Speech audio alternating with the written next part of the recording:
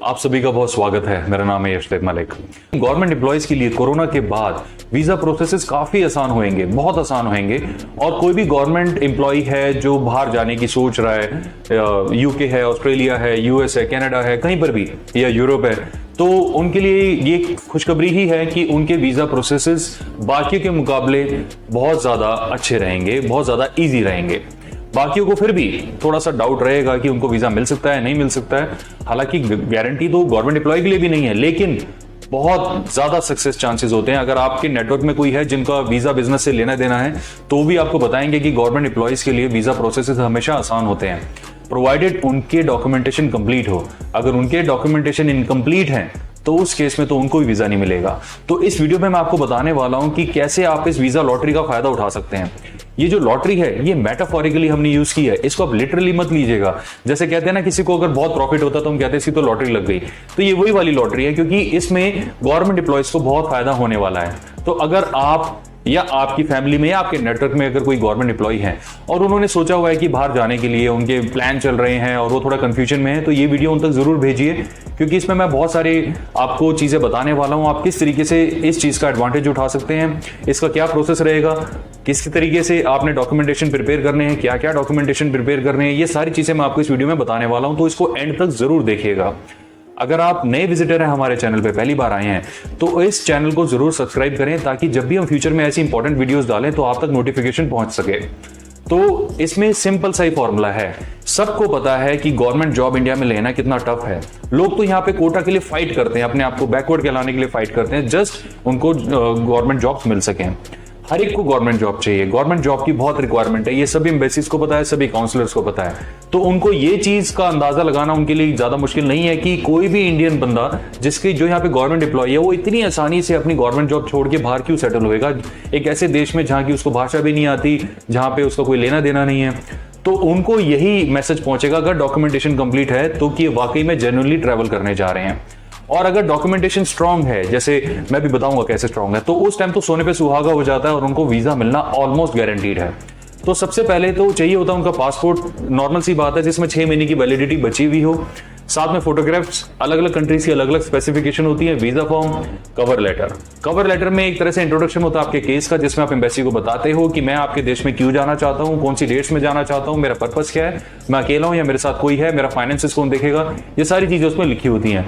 यहाँ पे लोग बहुत बड़ी गलती करते हैं, वो 3-3, 4-4 पेजेस के कवर लेटर बनाते हैं और 2 लाइन का कवर लेटर बनाते हैं। ये दोनों ही गलत हैं। 2 लाइन का भी नहीं होना चाहिए और 2 पेज का भी नहीं होना चाहिए। 2 पेज का हो सकता है कि अगर बहुत ज्यादा कॉम्प्लिकेटेड केस है तो, अदरवाइज 1 पेज का कवर लेटर सफिशिएंट रहता है, जो अप टू द मार्क लिखा हो, जो पॉइंट टू पॉइंट क्लियर हो बिल्कुल। कवर लेटर में जैसा मैंने बताया आप सब ये चीजें लिखेंगे। उसके साथ 6 महीने की अकाउंट स्टेटमेंट। अकाउंट स्टेटमेंट यहाँ पे गवर्नमेंट एम्प्लॉइज और बहुत सारे लोगों में से लोगों को ये कंफ्यूजन रहती है कि उनकी सैलरी आती किसी और अकाउंट में, लेकिन वो सैलरी आती ट्रांसफर कर देते हैं किसी और अकाउंट को। तो कौन सी अकाउंट स्टेटमेंट लगाएं? उस केस में दोनों अकाउंट स्टेटमेंट लगाइए, कोई प्रॉब्लम वाली बात नहीं। अगर आपका सैलरी अकाउंट 0 पे भी है तो it's okay, but the embassy would like to see कि आपका जो सैलरी आया है वाकई वो जेन्युइनली आपके किसी अकाउंट में आया या आपने फोर्ज्ड डॉक्यूमेंट लगाए हैं, क्योंकि फोर्ज्ड डॉक्यूमेंट बहुत कॉमन है एम्बेसीज के लिए, हर तीसरे केस में पकड़े जाते हैं। इसलिए हम हमेशा एडवाइस करते हैं कि आप दोनों ही अकाउंट स्टेटमेंट लगाएं। इसके बाद आ जाता है नंबर इनकम टैक्स रिटर्न का। इनकम टैक्स रिटर्न 2 साल की आप लगाएं, कुछ कंट्रीज 3 साल की भी मांग सकती है। साथ में कंप्यूटेशन जरूर लगाएं। कंप्यूटेशन होता है जिसमें लिखा होता है कि आपने कितनी इनकम जनरेट करी, आपके कितने एक्सपेंसेस थे, कितनी सैलरी आई, ऑल्टरनेट इनकम कितना आया, बैंकों से इंटरेस्ट कितना आया, रेंट कितना आया, XYZ, और टोटल कितना आपका टैक्स बन गया। ये कंप्यूटेशन में एक एक पॉइंट टू पॉइंट लिखा होता है। जो भी सीए आपकी ITR बनाएगा उससे आप कंप्यूटेशन मांग सकते हैं। उस पर कोशिश करें कि उस सीए की स्टैम्प भी लगी हो। इसके बाद आ जाता है NOC, जो सबसे इंपॉर्टेंट डॉक्यूमेंट है गवर्नमेंट एम्प्लॉइज के लिए। NOC यानी नो ऑब्जेक्शन सर्टिफिकेट। यहाँ पे काफी सारे हमारे क्लाइंट्स हैं, उनको बड़ी प्रॉब्लम होती है NOC लेने में, क्योंकि जैसे प्राइवेट सेक्टर में NOC इतना टफ नहीं है, लेकिन गवर्नमेंट सेक्टर्स में NOC लेना थोड़ा सा टफ है। उस केस में मैं उनको एडवाइस करूंगा कि आप एडवांस में ही NOC के लिए अप्रूवल लेके रखें, अपने डिपार्टमेंट से लेके रखें। NOC में क्या लिखवाना है, डिटेल में क्या होना चाहिए, उसके लिए एक अलग से हमने वीडियो बनाई है जिसका लिंक डिस्क्रिप्शन में है, अदरवाइज मोटा मोटा मैं आपको बता देता हूं। उसमें सिर्फ ये लिखा होता है कि mister x is working in our department at this position, taking withdrawing this salary and he has been working with us since, लिख देंगे जो डेट है, and the company department has no objection on his trip to Europe, UK, America, जहां भी आप जाना चाहते हैं, from this date to this date, example के रूप में 1 दिसंबर से 10 दिसंबर, and he is expected to rejoin his duties on 11 December. 11 दिसंबर को एक्सपेक्ट किया जाता है इनसे कि अपनी ड्यूटीज वापस ज्वाइन करेंगे। ये जो एनओसी होना चाहिए आपके डिपार्टमेंट के लेटर हेड पे होना चाहिए, आपके किसी ऑथराइज पर्सन के उस पे साइन होने चाहिए, कोशिश करें कि उनका नंबर भी लिखा हो। अगर लेटर हेड पे ऑलरेडी आपके ऑफिस का लैंडलाइन नंबर लिखा है फिर कोई जरूरत नहीं है, और स्टैंप होनी मस्ट है। विदाउट स्टैंप की रिलेवेंस बहुत कम होती है, तो मैं आपसे कहूंगा कि स्टैंप जरूर लगवाएं। सैलरी स्लिप्स भी होती है, उस पर भी स्टैंप लगवाएं। 3 महीने की सैलरी स्लिप दें। कुछ डिपार्टमेंट्स हैं जो 6 महीने की सैलरी स्लिप्स मांगते हैं, तो आप 3 महीने की सैलरी स्लिप्स दें। अगर 6 महीने की तो 6 महीने की सैलरी स्लिप्स दें। सैलरी स्लिप्स पे भी आपकी डिपार्टमेंट की स्टैंप होनी चाहिए। अगर वो कंप्यूटर जनरेटेड है, उसमें लिखा हुआ है दिस इज कंप्यूटर जनरेटेड, तो इट्स ओके, उसमें कोई स्टैंप की जरूरत नहीं है। इसके बाद बारी आ जाती है आपके सारे ट्रैवल डॉक्यूमेंट्स की। ये तो थे आपके फाइनेंशियल डॉक्यूमेंट जितने भी हैं। ट्रैवल डॉक्यूमेंट्स में आपकी आइटनरी, आपके होटल वाउचर्स, आपने यूरिन लिए तो उनके वाउचर्स, आपने फ्लाइट्स लिए हैं तो उसकी फ्लाइट्स की टिकट्स लगा सकते हैं। फ्लाइट कंफर्म करने की कोई जरूरत नहीं है। ये भी one of the most common questions आता है कि हम पहले फ्लाइट बुक कर दें क्योंकि वीजा तो नहीं मिला तो इसमें लॉस हो जाएगा। 90% से भी ज्यादा एम्बेसीज कहती हैं आपको पहले बुक करने की जरूरत नहीं है। 10% कंट्रीज हैं जो फिर भी कंफर्म टिकट्स मांगती है, जैसे क्रोएशिया वगैरह, लेकिन 90% जो कंट्रीज हैं वो कहती हैं पहले आप वीजा लीजिए उसके बाद अपनी फ्लाइट टिकट बुक कराइए। तो इसलिए फ्लाइट टिकट बुक कराने का रिस्क ना लें।